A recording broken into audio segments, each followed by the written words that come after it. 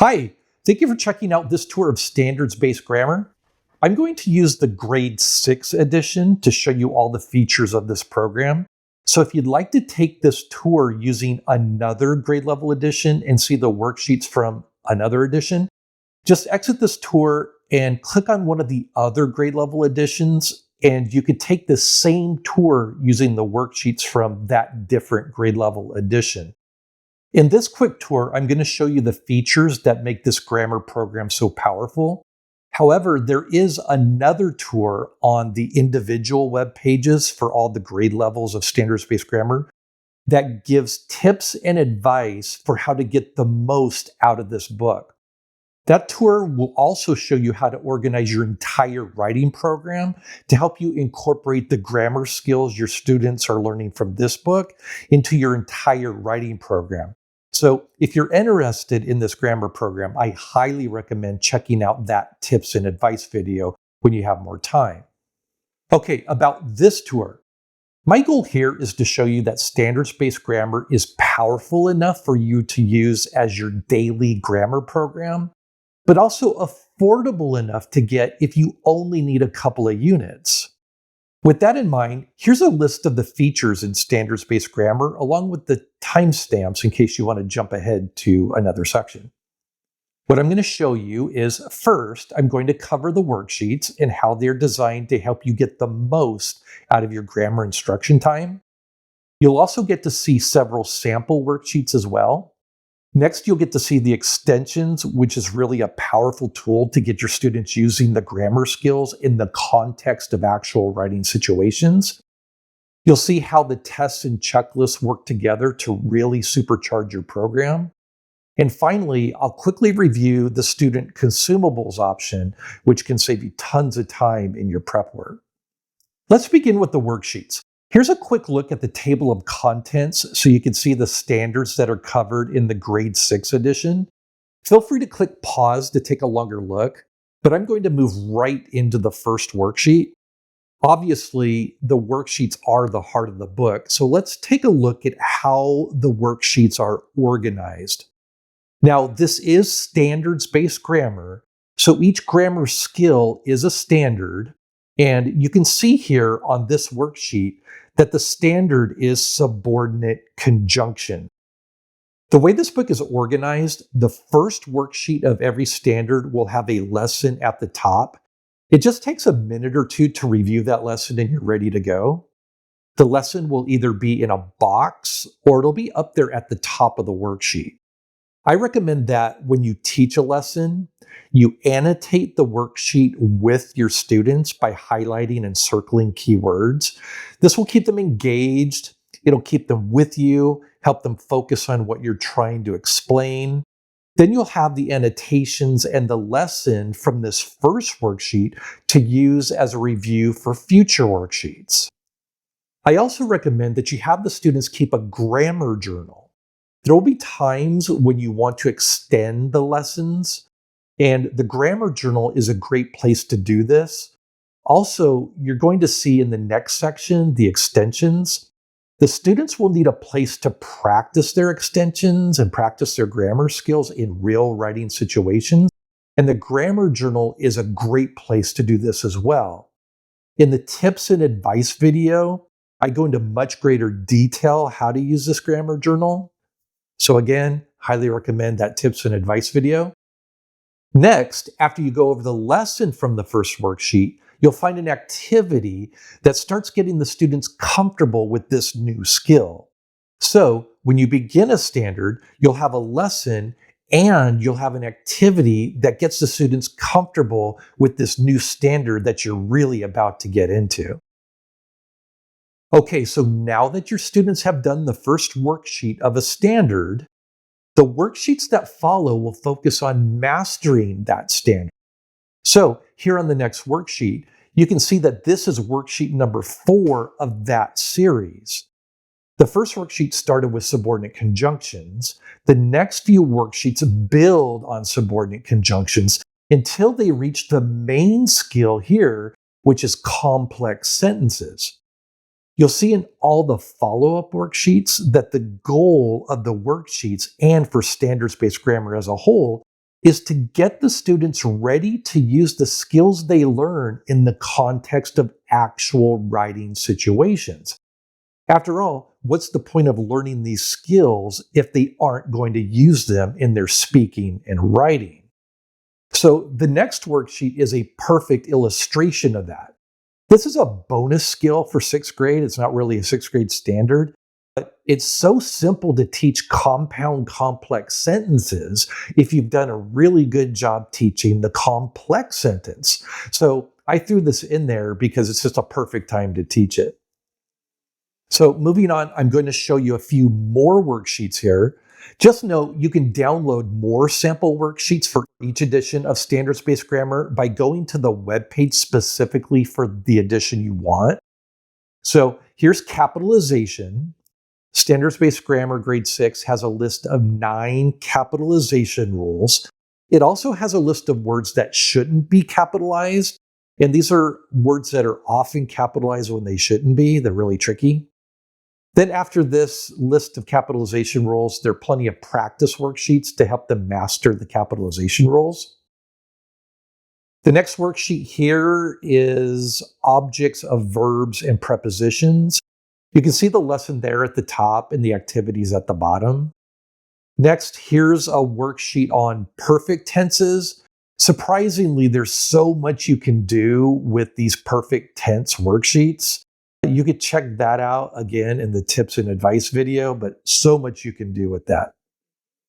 Finally, this last worksheet that I'm going to show you is the first page of the unit on sentence diagramming. You can do so many mini lessons throughout the year during reading and writing lessons if the students have basic sentence diagramming skills. This unit's lots of fun because it's like putting together a puzzle, and I have lots of fun with it. Hopefully the students do too.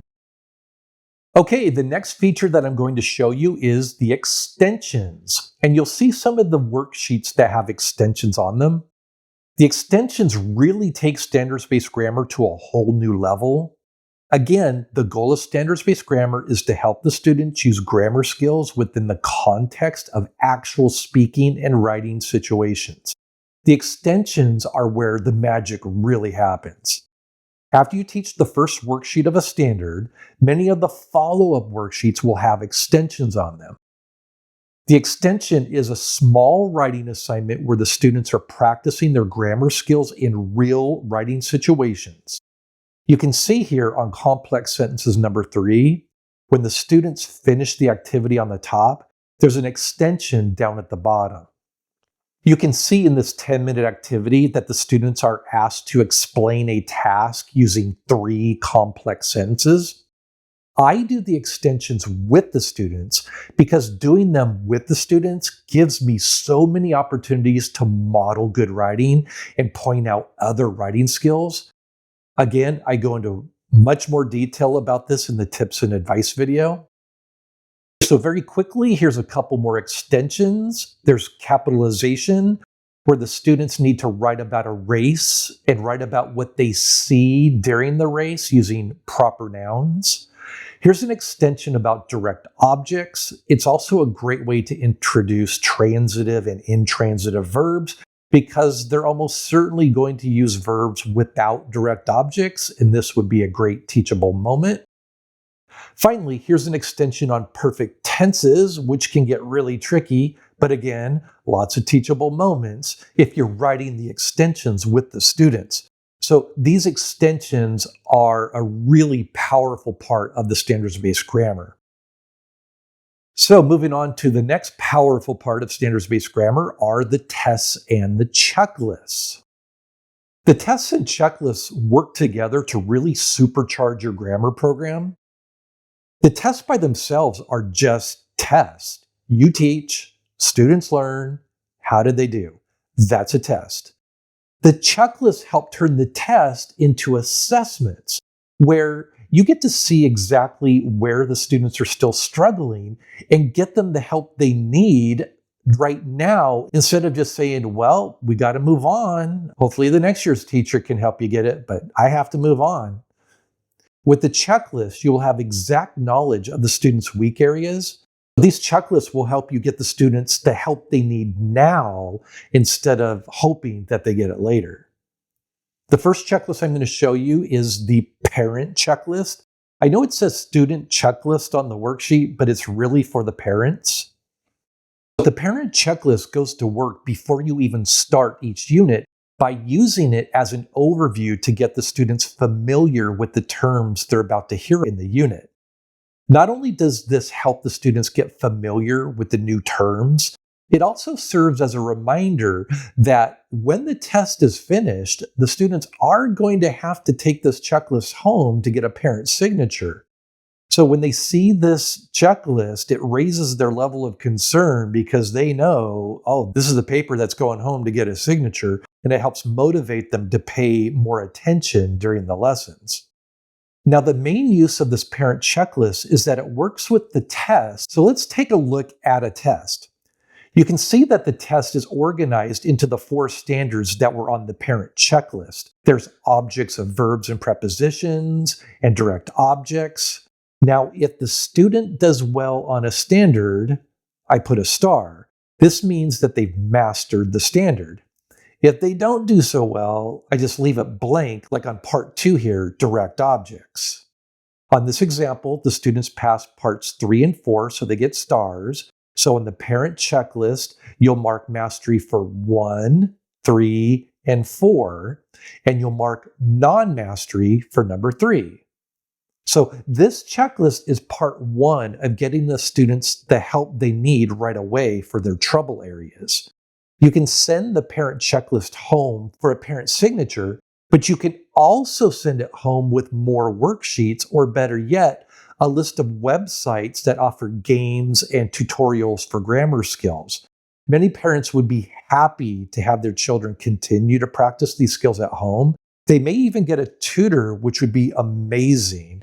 And now you're truly a partner with the parents to get more help for their students and not just abandoning them after you take the test.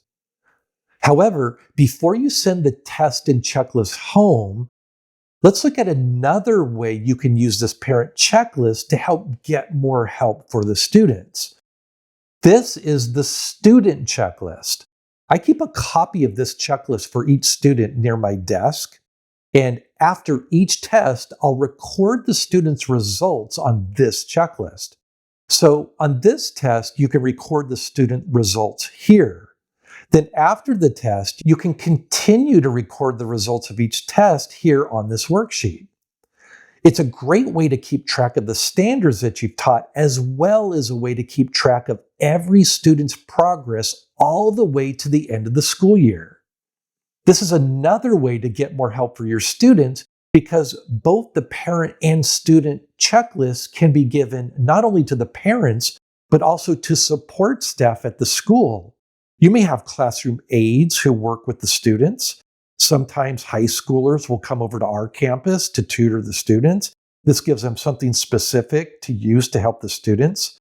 Many schools have resource teachers, we call them RSP teachers, who would love to have this information to help set goals for the students and to give them something to work with during their RSP time. There's so much you can do with the tests and checklists here besides just seeing how they did on an exam. So to wrap up this tour, standards-based grammar's focus is to help the students get complete mastery over all the grammar standards. Hopefully you've seen just how powerful this program can be, but there's one more way to make this program even stronger, and that's by using the student consumables. There are several ways to get information on the student consumables. You can click on the consumables link at the top of the web page and get information that way. You can also click on any edition for standards-based grammar on the home page, which will take you to a link to download more sample worksheets. Then at the bottom will be ordering information, information on purchase orders, and information on student consumables. Finally, remember there is a video where I show more tips and advice for using standards-based grammar.